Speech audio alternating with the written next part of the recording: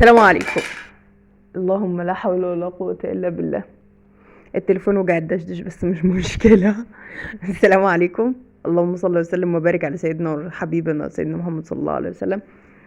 بصوا، أنا النهاردة كانت تجربتي، أو مش النهاردة، والكلام ده بقاله يومين، بس يعني ايه، وعايزة أقول لكم أنا صورت رد فعلي أو يعني. بصوا، انا النهارده ايه، اول او مش اول مره ادوق العرجسوس، بس انا اول مره، يعني المره اللي فاتت لما عملت العرجسوس قالوا لي انت عملتيه غلط.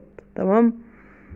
فتعالوا نشوف المره دي هعمله صح زي ما هم قالوا لي وايه ونشوف الدنيا فيها ايه. شايفين الذره اللي كانت على ايدي دي؟ المفروض ان هي ذره بيكربونات. ليه يا ست الكل؟ اصل العرجسوس بيتحط له ذره كربونات وشويه ميه تنسمي بيهم العرجسوس تنسيم وتخمريه. يعني ايه تخمريه؟ الست ام يوسف اللي قالت لي الكلام ده. عارفه يا ام يوسف، اشوفك بس وهخنقك. بصوا، انا قلت لها ان انا غليت العرجسوس وعملته، قالت لي لا ده غلط، مش بيتعمل كده. بيتعمل ازاي؟ بيتعمل واحد اتنين تلاته. اللي هو ازاي؟ قالت لي يا ستي تجيبي ذره كربوناتو على ايدك، وتجيبي العرجسوس تنسميه بشويه ميه وتسيبي وتخمريه. يعني ايه اخمره؟ قالت لي يعني تنشفيه. قلت لها خلاص ماشي. المهم ما طولش عليكم، قولي طولي.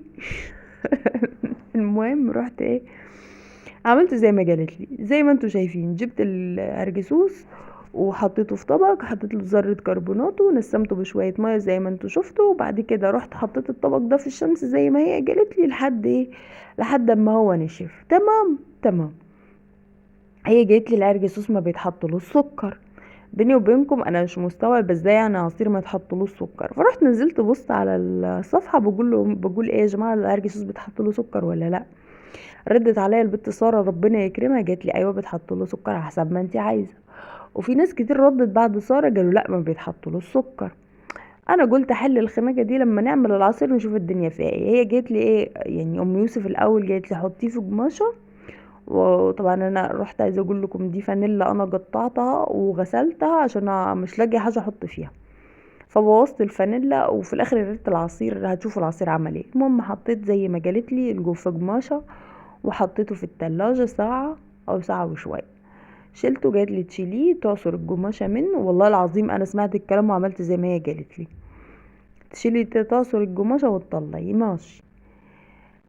دلوقتي لحد دلوقتي احنا عملنا زي ما هي قالت وطلعته. دي طريقة عمل العرجسوس. بعد كده جبت كوباية وجبت سكر. انا قلت هجربه الاول من غير سكر زي ما هم قالولي.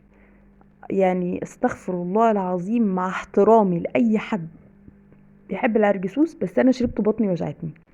يعني حسيت ان انا عايزه اجيب يعني عدم لا مؤاخذه كده، ان انا اجيب اللي في بطني كده.